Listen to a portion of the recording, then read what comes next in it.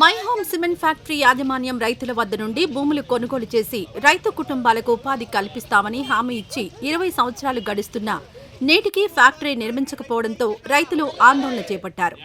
పల్నాడు జిల్లా గురజాల నియోజకవర్గం దాచేపల్లి మండలం గామాలపాడు గ్రామానికి చెందిన రైతులు దాచేపల్లి పట్టణంలోని ఆర్ఎన్బి బంగ్లా సెంటర్ నుండి తహసీల్దార్ కార్యాలయం వద్దకు ర్యాలీగా వెళ్లి స్థానిక తహసీల్దార్ కార్యాలయం ఎదుట బైఠాయించి నిరసన తెలిపారు.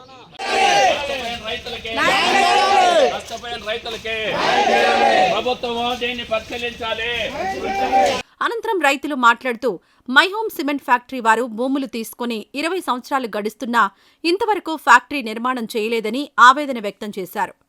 ఫ్యాక్టరీ నిర్మాణం పూర్తవగానే తమ కుటుంబాలకు ఉద్యోగాలు ఇస్తామంటే ఆనాడు తమ భూములు ఇచ్చామని, ఇప్పటికీ ఫ్యాక్టరీ నిర్మాణం చేయకపోవడంతో తాము భూమిని, ఉద్యోగ అవకాశాన్ని రెండూ కోల్పోయామని అన్నారు. మా భూములు మాకు తిరిగి ఇప్పించాలని ప్రభుత్వాన్ని కోరారు. 20 సంవత్సరాల క్రితం నుండి ఎక్వైర్ చేసి పెట్టుకొని ఆ ఫ్యాక్టరీలు నిర్మాణం చేయకుండా వాటిని అనేక రకాలుగా వాటిని బ్యాంకుల్లో పెట్టి రుణాలు తీసుకొని వాళ్ళు మల్టీనేషనల్ కంపెనీలుగా మారినటువంటి పరిస్థితి ఉన్నది. ఇక్కడ రైతు పరిస్థితి ఏమైందంటే అటు భూములు పోయి ఇటు ఉపాధి లేక ఒక నిరుద్యోగ సమస్యని ఎదుర్కోవడం జరుగుతూ ఉంది. మై హోమ్ వాళ్ళు 20 సంవత్సరాల క్రితం భూమి 50,000 రూపాయలకే రైతులు ఇచ్చారు. ఎందుకు ఇచ్చారంటే ఆ రోజున ఇక్కడ దుర్గా సిమెంట్ ఫ్యాక్టరీ ఉన్నది.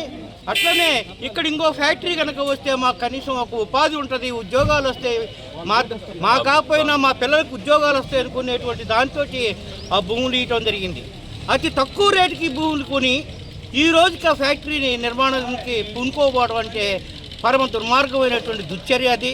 దీనికి వ్యతిరేకంగా రైతులు అడుగుతున్నటువంటిది ఏంటంటే మీరు ఎప్పుడన్నా నిర్మాణం చేసుకోండి, అప్పటి వరకు మా భూములు మేము పంటలు వేసుకుంటాము, సేద్యం చేసుకుంటాము, ఉపాధి పొందుతాము అనుకునేటువంటిది వాళ్ళు డిమాండ్ చేస్తూ ఉన్నది. వాళ్ళేమి నీ భూములు అడగడం లేదు. ఇప్పుడు వాళ్ళు ప్రధానంగా అడుగుతున్నటువంటిది ఏంటంటే ఉపాధి లేదు కాబట్టి, పక్క గ్రామాలకి వలస పోవాల్సి వస్తున్నది కాబట్టి, పిల్లలు ఎక్కడెక్కడికో పోయి పనులు చేయాల్సి వస్తున్నది కాబట్టి ఆ భూములు ఇస్తే ఆ భూముల్లో ఏ రైతు భూమి ఇస్తాడో ఆ రైతు భూమిలో ఆ రైతు వ్యవసాయం చేసుకోవడానికి అవకాశం ఇవ్వమని చెప్పేసి ఈ ఫ్యాక్టరీ నిర్మాణం చేసినప్పుడు ఆ భూములు మీ భూములు మీకు అప్పచెబుతాం, స్వాధీనం చేస్తాం అనుకునేటువంటిది వాళ్ళ ప్రధానంగా రైతుల నుండి వస్తున్నటువంటి డిమాండ్.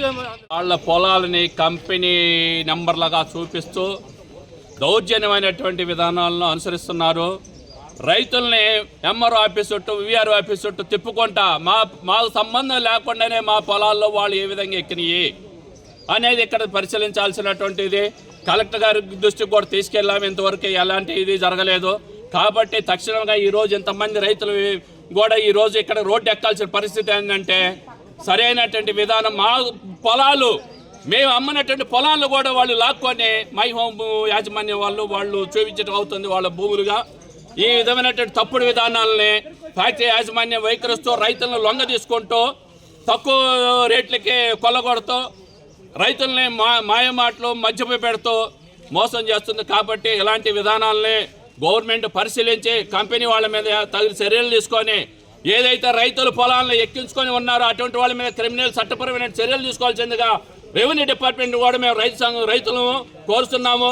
రైతుల్ని మా అమాయకులు చేసి ఇక్కడ తిప్పటం చేయటం జరుగుతుంది. ఒక సమస్యకు వస్తే 6 నెలలు 7 నెలలు అవుతుంది. ఇప్పటికి కూడా మాకు కొన్ని పొలాలు అయితే రైతుల పొలాలు ఫ్యాక్టరీ యాజమాన్యం వాళ్ళు దృష్టిలో చెప్పిస్తున్నారు. మేము ఇవ్వకుండా మా పొలాలు ఏ విధంగా వాళ్ళు మా నెంబర్లోనే వాళ్ళ పొలాలు ఎక్కుతాయి. దీనికి ఎవరు బాధ్యులు? దీనికి బాధ్యులైనటువంటి ఆఫీసర్లు కానీ ఇళ్ళు కానీ కూడా గవర్నమెంట్ తగు చర్యలు తీసుకోవాల్సిందిగా కలెక్టర్ దృష్టిగా తీసుకురావటం జరుగుతుంది.